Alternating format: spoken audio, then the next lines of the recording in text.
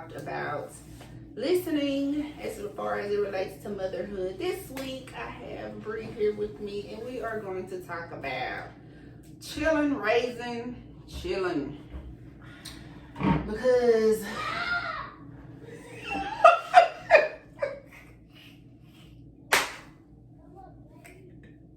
well then, and that's my Chillun. But anywho, we're talking about Chillun, raising Chillun, and how it can affect them, and just, you know, what impact that might have on that child's motherhood in the future. We talking to y'all. So Bre. Which I'm pretty too. Thank you. All right, so this would not be anything that I'm speaking on that I've heard from other people or that I've witnessed. This is something that I actually experienced and went through firsthand. So I don't know how to start off. Okay, so let me see. Like if it questions or do I just? I had a question earlier. I can go so far out with it, and I look like I told you. First of all, my phone is fully charged. I don't know if I don't even know if the iPhone. I ain't gonna hold you all night though. So. I mean, cause like I said, if I have to do 2-3 parts, that's fine with me. But I did. Okay, so I'll start with my per se experience, and then we can kind of just reverse it, because I know for me, I was not helping raise or raising younger siblings. My siblings were older than me. I'm the youngest, and it's a 7-year gap between me and the one that's right over me.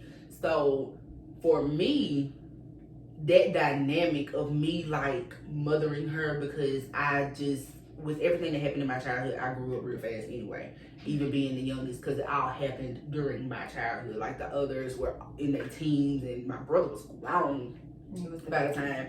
So it was going on during my childhood, and I kind of got like pushed to the side. But as I got older, I was more mature and everything. And my sister above me, she had like a little lacking in that area, and it would be like, we sharing the room. You can't do this till your sister clean her side of the room. Like, now I gotta go in here and govern this, that type of thing. And it got deeper. But this ain't just like about me. It got deeper, but that dynamic that was perpetuated, because it wasn't anything either of us did to each other, and it took us literal years. Like within the last 5 years, she and I realized, like, you didn't do this to me, and I didn't do this to you. I didn't put you in this position. Like, we need to figure out how to just be sisters. And I'm not your mama. Like, we got to figure out how to just be sisters, because none of this is our fault. So how was that? Like, did it end up affecting y'all's relationship as just siblings? Like, was it something that y'all had to reprogram yourselves with? How did that affect you? You ended up in that mother role. How has that affected y'all, like, in the long run? Girl, I got these. Did I take it too fast? Did I take it too fast? No. It's really everything that I've been wanting to get off my chest. And the reason why I didn't need to interrupt you, but I said that I am so glad, is because even though y'all had to figure it out during adulthood, at least y'all got to a point where y'all were able to hash things out and understand. I haven't gotten there yet. Yeah. So, more so, similar situations, but kind of opposite, because I was the oldest. So I had to govern younger siblings, which our age gap aren't as, it's not. Wait a minute, hello, like, you is my girl, and I don't know you for however many years, but you said siblings. I thought it was just you. No, it's 3 of us. We learn something new every day. Really? We have a little brother. He is 24. Okay, so I've seen you post something about a brother, but for whatever reason, it didn't fully click. I don't know why, because I've seen it, but it's like, I guess probably just because I know you and she, like, I just ain't gonna say her name just because, like, but I guess it's probably because I had like a personal thing with y'all. Like I know both of y'all personally, and it just kind of and it was kind of like even when we were younger, wherever I went, she had to go. So it was like she was always there. And then so yeah, because I went to school with both of y'all. Like you. I think you graduated my freshman sophomore year, because we took Spanish 2 together. So sophomore year. 12. So you graduated my sophomore year, and then she was like a year or two behind me. So I like didn't integrate. So like I said, it wasn't the age gap not as far as 7 years, but yeah, I think it's more of right now we are still in an era of finding ourselves, because that's important as well. Like I can't say that I'm fully in commitment of a friend to you and I love you if I can't love myself and I can't be real with myself. So I think that we're just finding our way, like, and dealing with life in general. So we haven't gotten to the point where it's just like, this was our childhood, this is what happened. And I'm not saying that it's not anything that's just nothing happened. Like, I just had to be the adult, and I had to grow up before I wanted to. So, girl, talk. You definitely see me like now, just living my life and things that I do for my kid, and I am so glad. Like, I literally hate to hear people say that kids stop you from doing this or doing it. Like, my son is my life, because I get to live my childhood through him. Like, the things that I wasn't able to do, even if it was just not even being able to go outside and play, because I have 2 younger people to look out, and God forbid something happened to them, because it's gonna fall on me regardless. So I was kind of the one, if something was out of place, if something was just, it could be the simplest thing. It's so funny because and I would like everything would just come back. Like mirror image childhoods, because you had that because you were the oldest, and I felt that way because I was the youngest. I felt like my mom was over everything. Like, I didn't have room to make mistakes. I didn't have room to really be a child, because like, and that's why now I try so hard to be such a perfectionist. It's even so bad down to the way that I write. If I mess up something, I can start. And I be forcing myself to stop. I force myself to, like I was telling y'all earlier, like, and it's hard. I can't just break those type of habits, because it follows you throughout the years. But when you look back, it actually makes you better. Like, I'm not traumatized to the point where it's just like, oh my gosh, stuff like that. Like, it actually was a learning experience. Like, it helped me to be the mother that I am today. It's helping me to resolve like issues and stuff, or say like when somebody going through something, be like, okay, I can put myself in their shoes. Like, even if somebody comes to me just to talk, or I sit there and I listen, like how a mother does. Like, I'm really just. So you feel like you were a little more prepared for your role in motherhood. Absolutely. From it. Now, each day was a learning experience, because a lot of stuff that I'm still learning right now. Like, as my kid gets older, and being a boy mom is so different, because I'm a girl raising a man. Sure. So it's hard. It's kind of, sometimes it be hard to adjust. Nice. I got the experience at an early age, but life is different now. Yeah. Totally different. Yeah. So it's a lot that I'm trying to teach him, and not wanting him to go through, but life gonna happen regardless. And see, with my son, it's like you said, you get to live your child through. Oh my gosh. Through him, and I am trying so hard to give him the childhood I wanted. That is insane, like how just the opposite it is. But it's hard for me, because it's like my childhood was so weirdly structured. It was like I couldn't go outside. I couldn't go to friends' houses and different stuff like that. And it's like I grew up with like the training of trauma. Like, and I told my mom one time, I was like, you squeezed me so tight that I did everything I could just to pop out of, like, I don't think I would have gone through certain things. Now I'm not like, it's not like I'm blaming her, but it's like the situations I was put in, like sneaking out and stuff like that. If I had like, you just wouldn't let me go nowhere, and I wanted my child. I wanted to like. I needed to breathe, so I had to steal these moments that shouldn't have, like they shouldn't have this overcast over, like been able to do. Like I literally got my behind beat, like I got punched down. Girl. Like I'm not even talking about like belt whooping. I got punched down. Me and her talked about this a couple weeks ago, literally, because I told her, I was like, you would not have dealt with certain things you're learning now about me the way you think you would have. You think you would have dealt with it or dealt with me differently down the line because you knew those things, but that's not the case. You would have created more trauma in that moment. And she was like, well, write a book, because she don't want me to get no more tattoos. That's fine. But she was like, write a book. I was like, you're not going to write that no more than the tattoos, because I see things differently. I dealt with things differently. This is so crazy. Cut the camera. No, like this. No, I'm joking. No, I'm just joking. This is so interesting to me because it's like, this is crazy. Because I was thinking the same thing, and you still can. You don't have to you can make it like it's somebody else's story, even all the way down to you. I don't have a problem with just, like, I use different names for other people's sake, but I don't have a problem literally telling my story.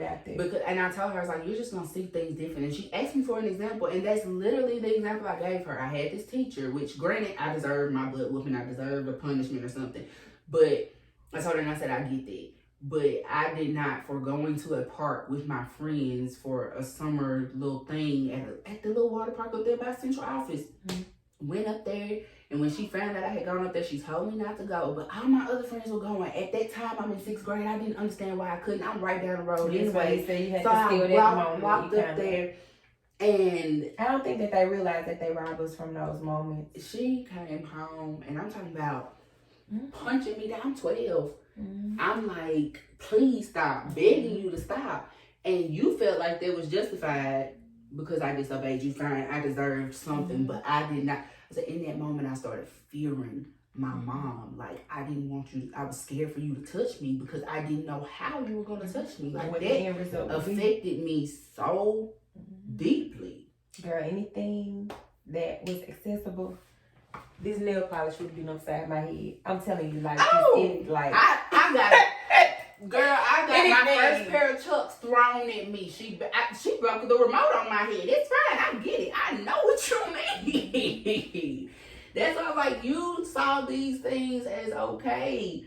You didn't think of it as abuse, but that's because it happened to you. It was okay. And then you also think, like, not saying that behavior is right or acceptable, but like when things happen to us at any given moment, let's just say, use for example, you already pissed off. You walk out the door, don't not grab your shirt.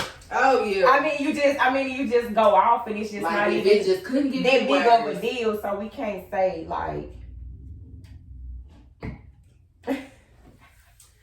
What I'm trying to say is, we don't know what they were feeling in that moment. Of their reaction, because I don't know, like, I always used to ask myself, like, maybe it was resentment, because my mama was 15 when she got pregnant and 16 when she had me. So like I said, I always put myself in other people's shoes. I don't know what I would have done as a 15-year-old mother. Right. Like, everybody is learning. Like, yeah, and that's why I said that's why wholeheartedly I can forgive her. Just a pause. I ain't gonna. We just gonna pause because I just keep hearing too much rumbling. I don't know what I would have done as a 15-year-old mother, because I know she hadn't found herself all the way. I can't even remember what I was doing at 15, but I know I didn't want to be rocking no cradle. You get what I'm saying? Like, so that's why I can wholeheartedly forgive her, because granted, you did have to grow up before your time. There were some things you may have to sacrifice, but that's a decision that you made. And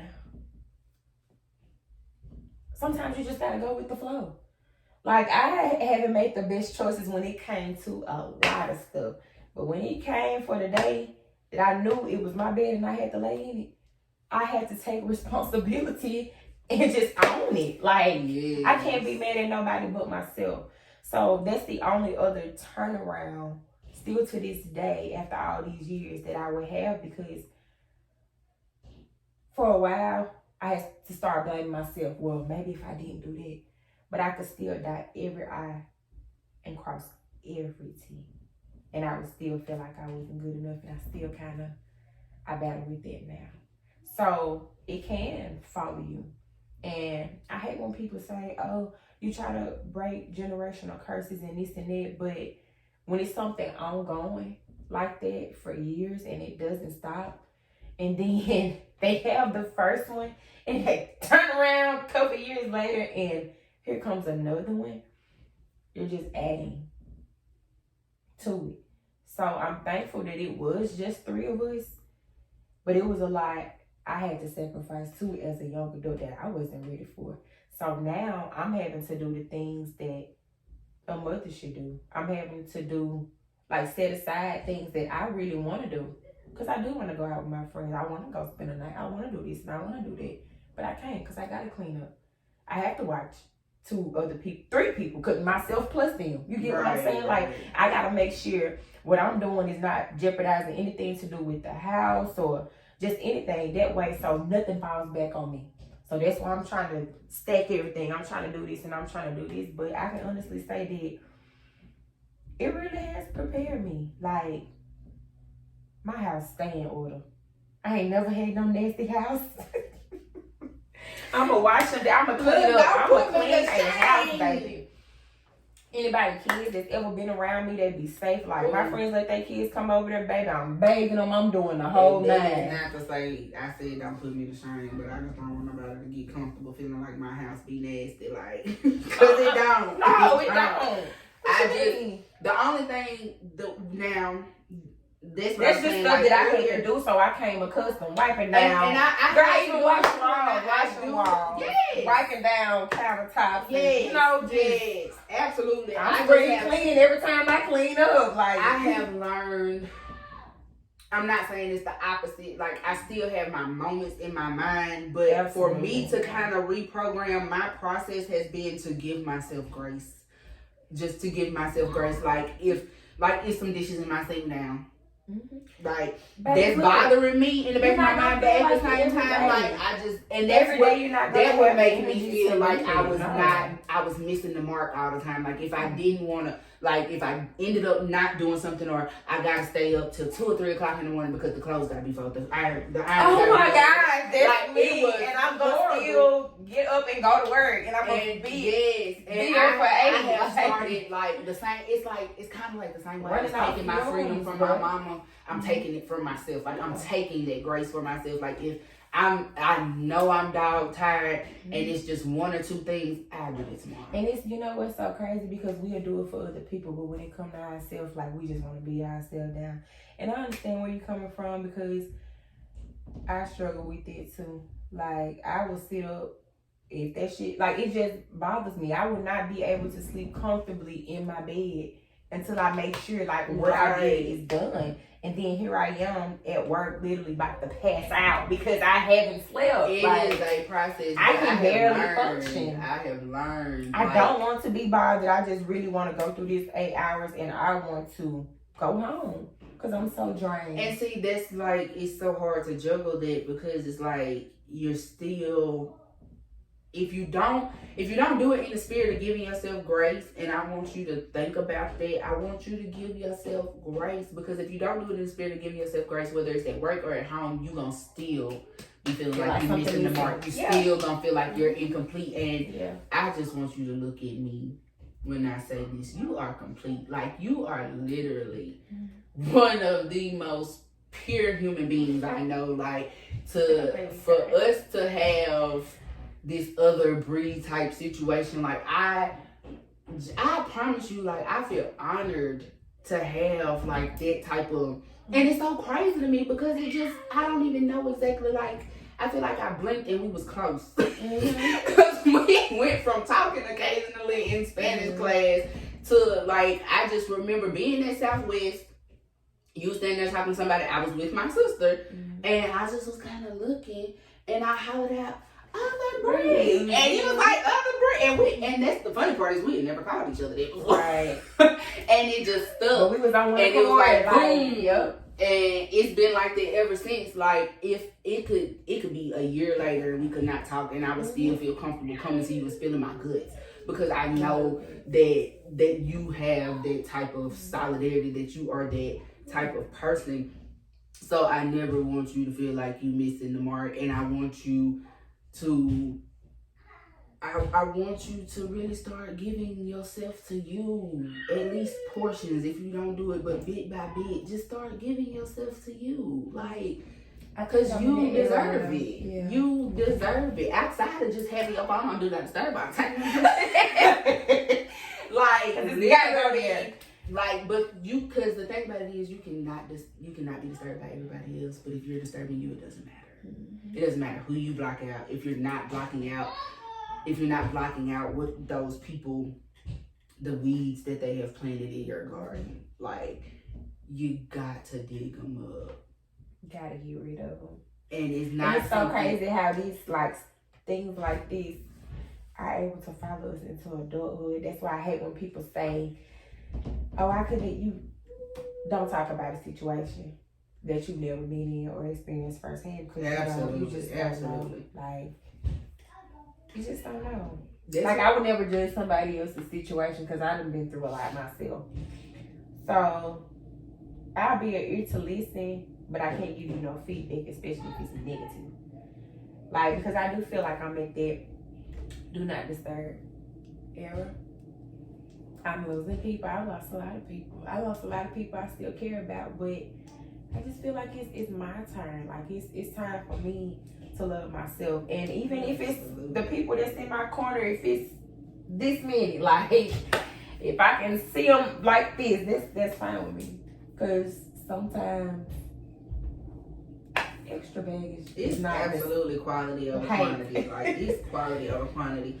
But I want to touch back on what you said about, like, being able to forgive your mom, because that is exactly the place from where this whole thing was born.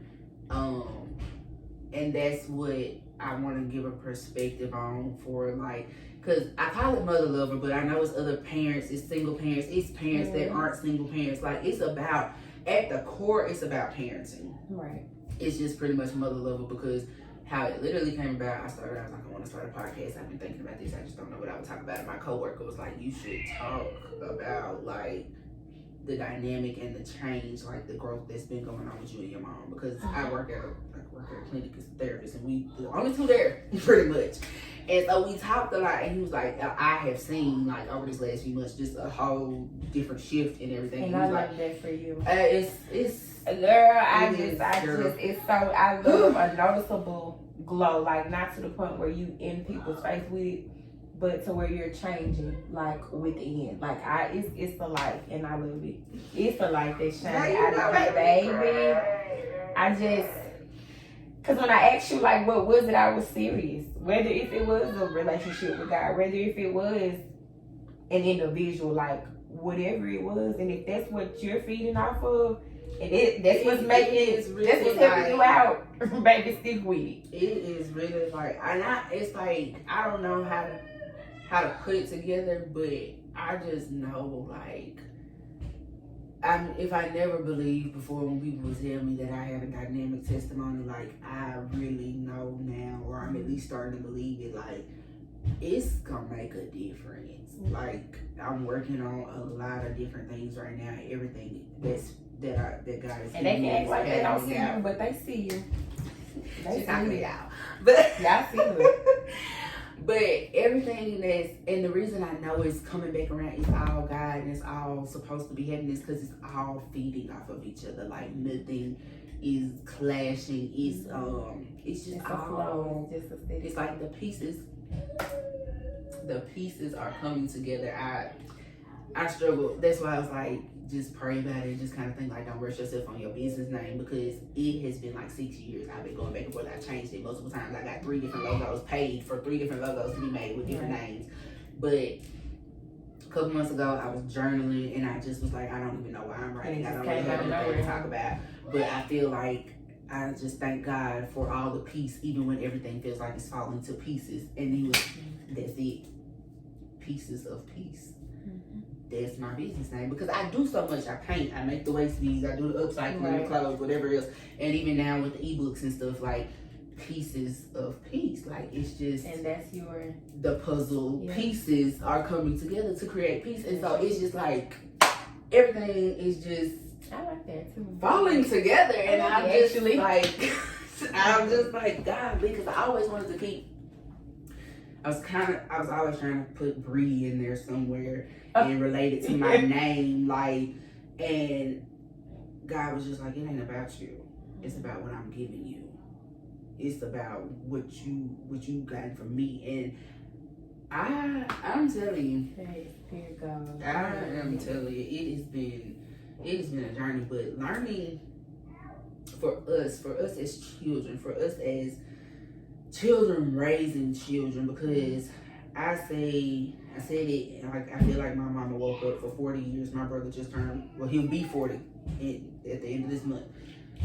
I feel like she woke up for 40 years and chose violence. Like you just chose to keep making the same decisions. You saw how things ended up with my brother, and you did the same things with my oldest sister. Then you did the same things.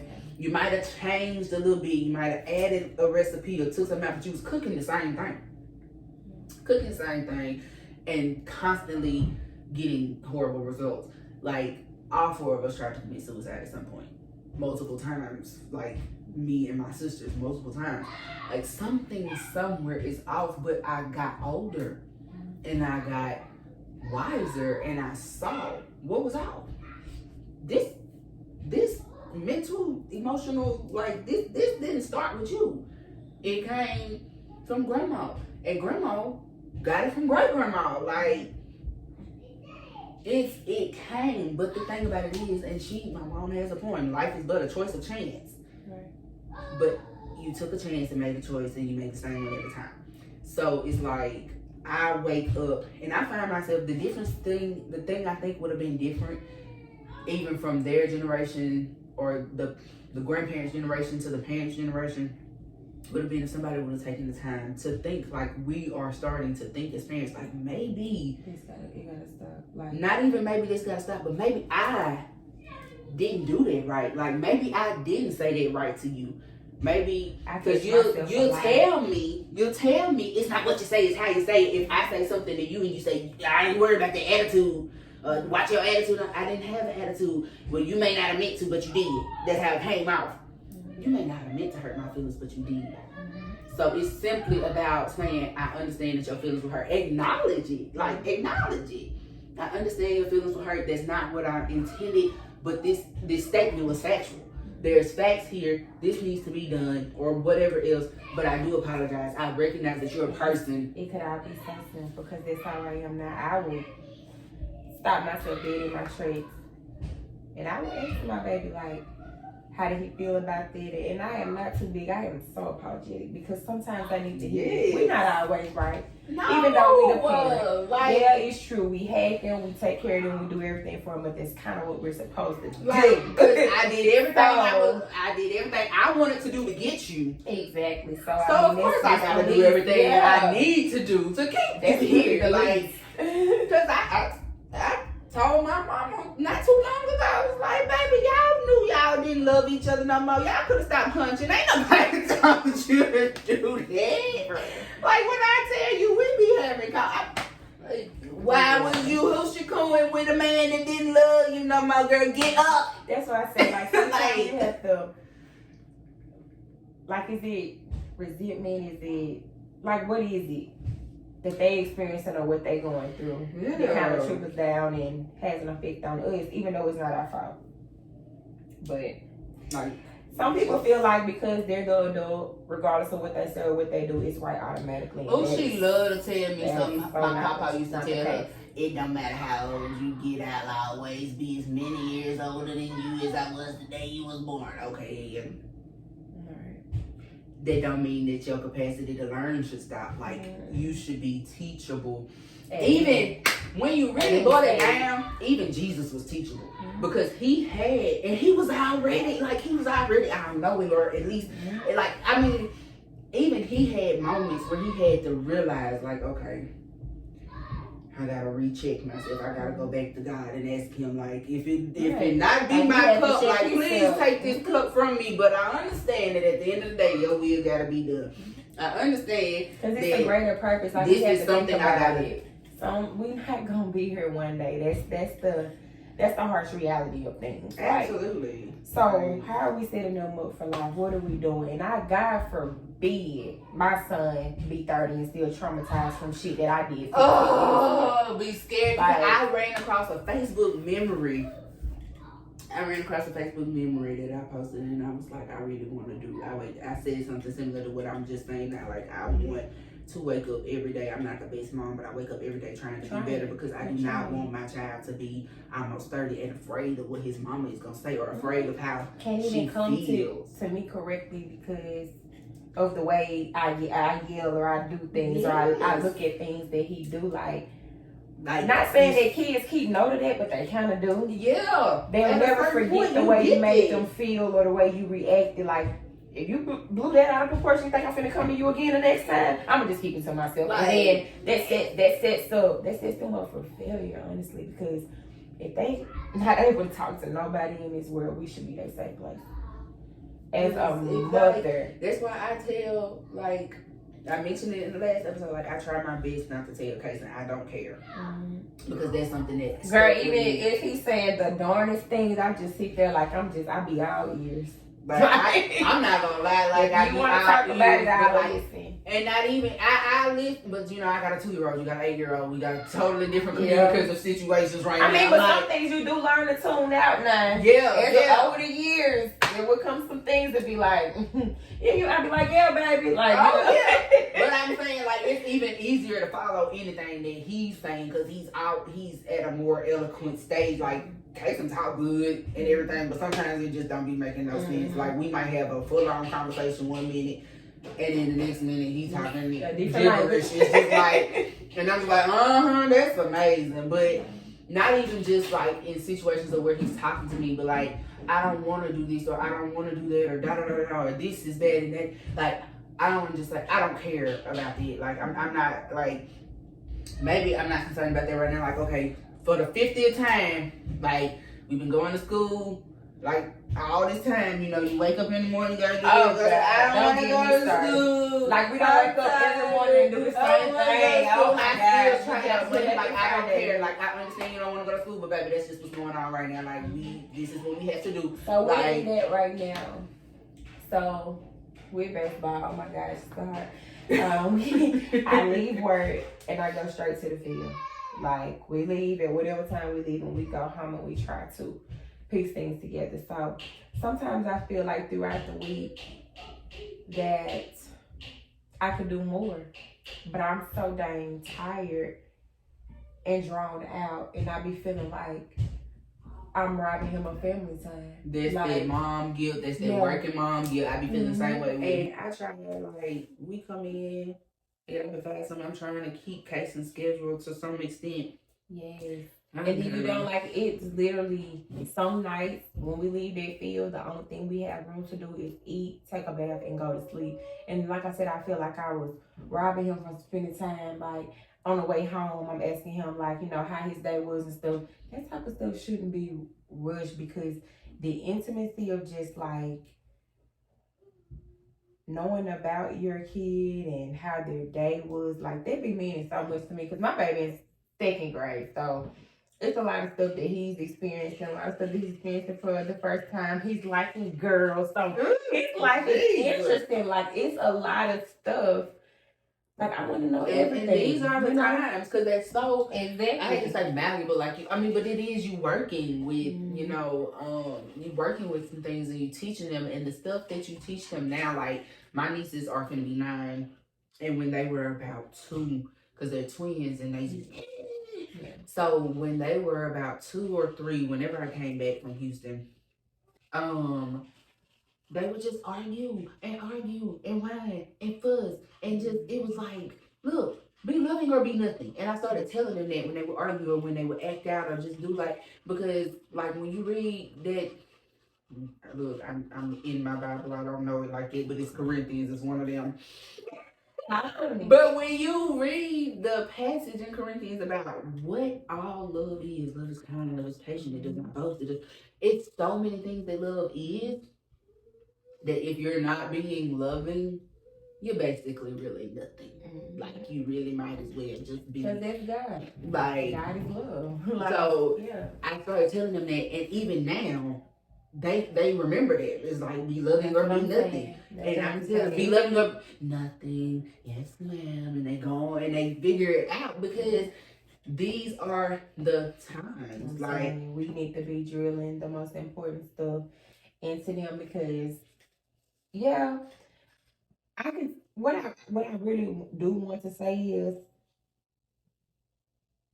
I did not like the experience of having to be like the keeper of the family, if you want to say that. But I thank God that I was in an area that we could do so. Like, you got people that's doing weird shit now, so you can't leave your you can't do no 10-year-old at home type situation. 8-year-old, like, you can't do that shit no more. Like, you can't do it no more. And it's not even just, and the saddest part, to even go deeper than that, which is horrible, but it's the truth. The saddest part is, it's not even just people.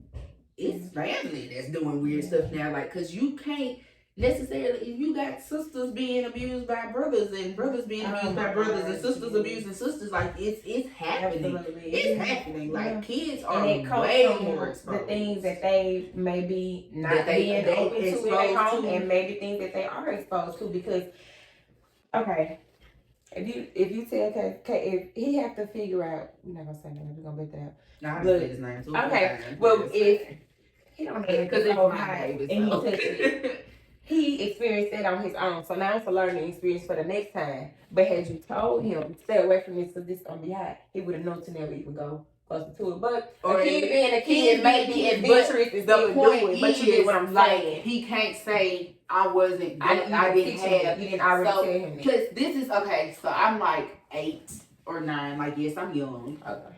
But I'm like 8 or 9. I'm in a house full of women, and it was the most embarrassing thing ever, and they still like picking me about it. But I'm just like, to be honest, like, that's y'all, because y'all in a sense could have had this conversation with me before. But my mom just, I don't even remember why something happened. I had said something or done something, and she was like, they came and did this whole big family function, and mom was like, go get me a pad out of the bathroom. And so I'm like, I don't know why a pad would be in the bathroom. I see a pad, like a notepad.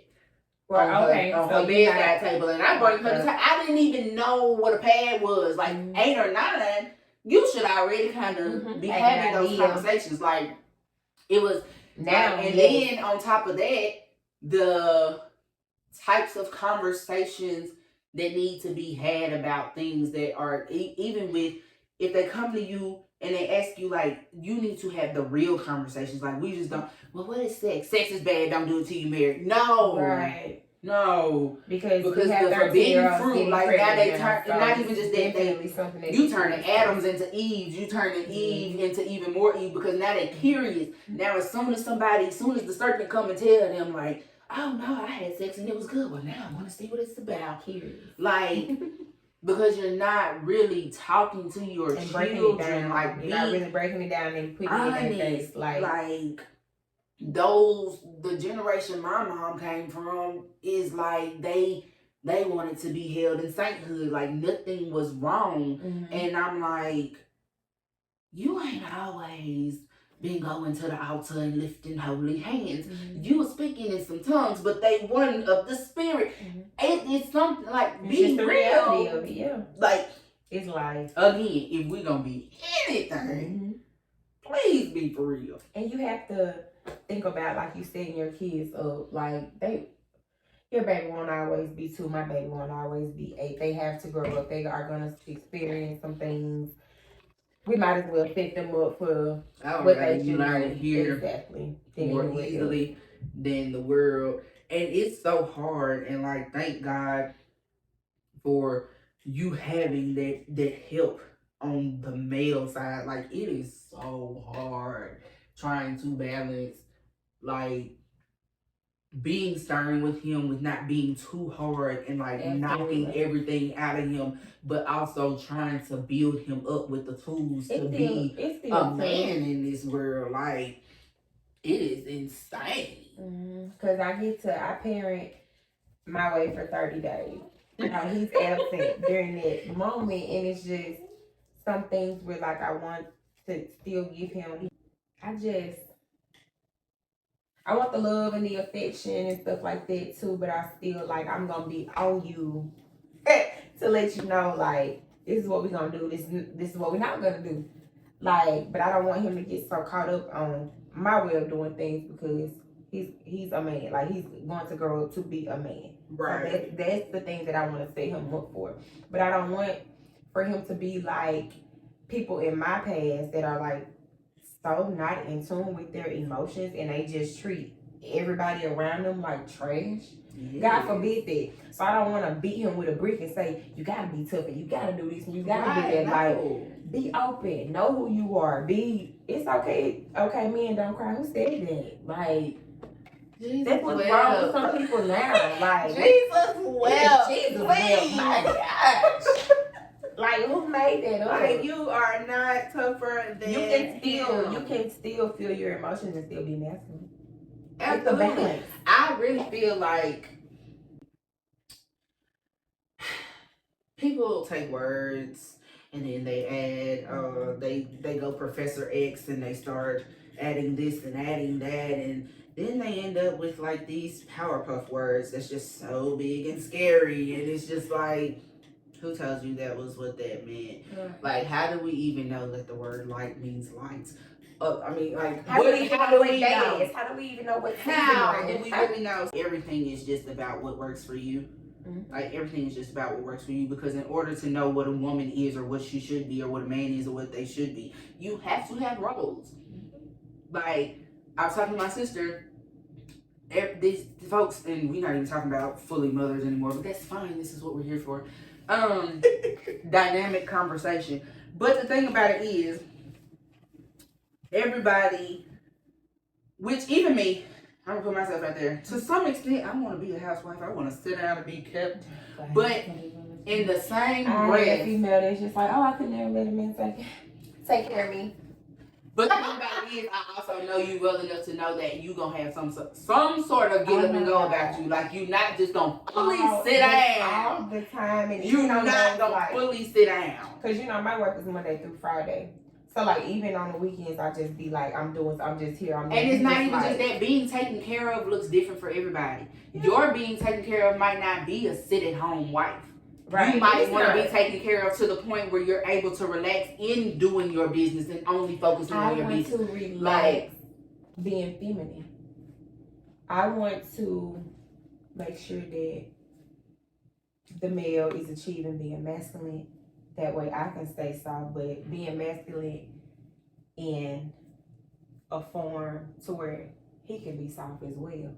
So we feeding off each other. And that's exactly pretty much the point. But like, you have these women who's like, but when it's time to make the decisions and put me in my place and be the man, you want to trust on it. But when it's time for me to do what I need to do, you trusted me to be who I need to be for you. So that's kind of how we are. And that's really how it should be. Like, I can rest and understand, like, okay, he gonna handle this, da da da da. But on the back end, like, he understands if for whatever reason he's ever unable to handle it, she's stepping in. Yeah. But like, you have these women that's like, I don't want to work, I don't want to do anything, da da da da. But I'm a Proverbs 31 woman. No, you're not.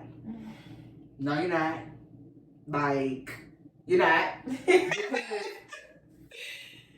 Where's my big blade? What I do with my Bible? Hold on. I'm gonna prove it to you. Because this is part of how God showed me that and as much as I hate to think about it, as much as I hate it, I don't think I could do the full-fledged.